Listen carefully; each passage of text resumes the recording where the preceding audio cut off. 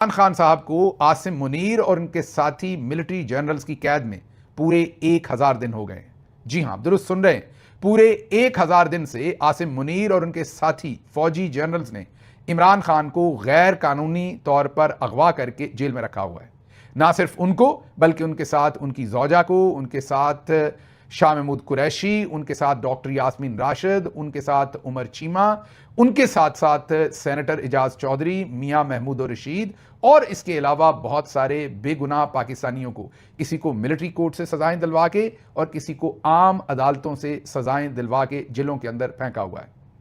यह सब कुछ पाकिस्तान के मिलिट्री जनरल्स कर रहे हैं अपनी वर्दी की वजह से।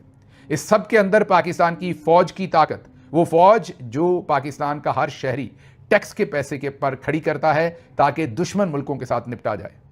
उस फौजी वर्दी के जोर पर, उस फौजी बंदूक के जोर पर, उस फौजी टैंक के जोर पर इमरान खान को इस वक्त मगवी बना के रखा गया है और उनका मैंडेट छीन लिया गया। अवाम ने उन्हें 2/3 अक्सरियत से ज्यादा वोट दिया और यह फैसला किया कि वो पाकिस्तान के वजीर आजम हैं। लेकिन उनको बजाय इसके कि वजारत उज़्मा मिलती, आज उन्हें कैद तन्हाई के अंदर 24 घंटों में से 22 घंटे रखा जाता है। उनकी आंख की बिनाई छीन ली गई है, उनकी बीवी की आंख की बिनाई छीन ली गई है, उनकी बिजली कभी बंद कर दी जाती है तो कभी कोई और जुल्म किया जाता है। ये 1000 दिन, मैं यही कहूँगा, सब्र के दिन, इस्तकामत के दिन, 1000 दिन जिसमें सरेंडर करने से इनकार है, ये 1000 दिन जिसमें किसी भी डील करने से इनकार है। पाकिस्तान को वैसे तो 80 साल बने हो गए, कायद-ए-आज़म रहमतुल्लाह अलैह जो हैं वो जल्द ही चले गए इस दुनिया से। उसके बाद पाकिस्तानी कौम को कभी भी किसी लीडर ने उस तरीके की फीलिंग नहीं दी, उस तरीके की ताकत नहीं दी कि वो अपने अंदर फख्र महसूस कर सकें। आखिरकार 80 साल, तकरीबन 80 साल के बाद एक ऐसा लीडर जिसने झुकने से इनकार कर दिया, डील करने से इनकार कर दिया और आज पाकिस्तान का बच्चा बच्चा उस पर फख्र करता है। यूएई के अंदर जो हमारे मेहनतकश काम धंधा करते थे उनको भी अब नौकरियों से निकाला जा रहा है। कर्जा अलग वापस किया है, तेल अलग महंगा हो रहा है, लोगों के पास खाने को पूरा पैसा नहीं है। पाकिस्तान ग़िज़ाई किल्लत में टॉप 10 कंट्रीज के अंदर चला गया है। गर्दिशी कर्जा बिजली का जो आपको निचोड़ के 2400 अरब से कर्जा लेके 1200 अरब इन्होंने किया था, वो कर्जा भी आपने पे करना है। अब वो 1200 दोबारा 1800 अरब हो गया है। मतलब कि कोई ऐसी जगह नहीं है जहां पर आपके लिए कोई राहत का समा हो।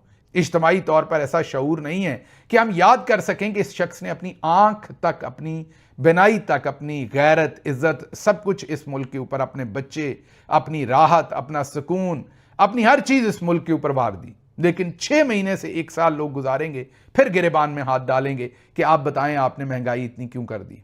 अब जो कुछ इन्होंने कर दिया है, जिस तरीके से इन्होंने पहले बिजली के महंगे मंसूबे लगाए और वो आज तक पाकिस्तानियों के गिरेबानों को नहीं छोड़ रहे, आज किस तरीके के कैपेसिटी पेमेंट्स दिए जा रहे हैं और जो इन्होंने अब बारूदी सुरंगें इन 4 सालों में लगाई होंगी, आपको क्या लगता है कि किसी के लिए आने वाले वक्त में इनको उतारना आसान होगा? अगर आप कहते हैं कि जुल्म कम हुआ तो ब्रिगेडियर सदीक सालक की किताब उठा के देख लीजिए। हिंदुस्तान ने 1971 के कैदियों को भी कैद तन्हाई में नहीं रखा था। ये मैं नहीं कह रहा, ये ब्रिगेडियर सदीक सालक कह रहे हैं, आप उनकी किताब पढ़ लें।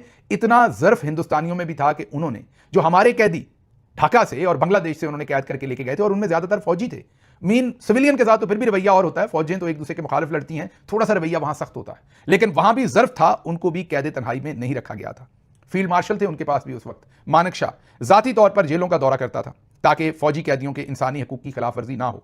लेकिन अफसोस, यहां हम इंसानियत के हर दर्जे से नीचे गिर गए। ब्रिगेडियर सालक लिखते हैं कि तमाम कैदी आपस में मिलते थे, गपशप लगाते थे, शाम को खेलों के मुकाबले होते थे जेल में। फिर वो कहते हैं कैद तन्हाई का टॉर्चर कभी नहीं किया गया। फिर उन्होंने कहा मासवाए उन चंद कैदियों के जिन्होंने सुरंगें खोदकर वहां से भागने की कोशिश की। और वो कहते हैं कि थोड़ी देर के बाद उन कैदियों से भी कैद तन्हाई की जो अजियत थी वो वापस ले ली गई। मतलब जो हिंदुस्तान ने नहीं किया, जिसको दुश्मन मुल्क कहते हैं, उन्होंने नहीं किया हमारी फौज के लोगों के साथ, वो इमरान खान के साथ, मुल्क के अपने वजीर आजम के साथ पाकिस्तान के मिलिट्री जनरल्स कर रहे हैं, वही जो पूरी दुनिया में सालसी करवाना चाहते हैं। बहरहाल ये मैं आपको बता दूं कि जो आपकी सोच है कि इमरान खान कोई भी डील करेंगे और वो चले जाएंगे, मैं ये नहीं कहता कि उनकी सोच दुरुस्त है या गलत है, मैं ये नहीं इस वक्त कह रहा, क्योंकि वो उनकी सोच है। मुझसे मशवरा मांगे तो मैंने आपको बता दिया, उनको दोबारा वजारत उज़्मा ऑफर भी हो तो उन्हें कहना चाहिए कि नहीं, क्योंकि हम इस काबिल नहीं है कि हम इतने साफ सुथरे आदमी को डिजर्व करें, क्योंकि मैंने आपको बताया कि पहले हमने उसका क्या हशर किया जब वो वज़ीर आज़म बने थे।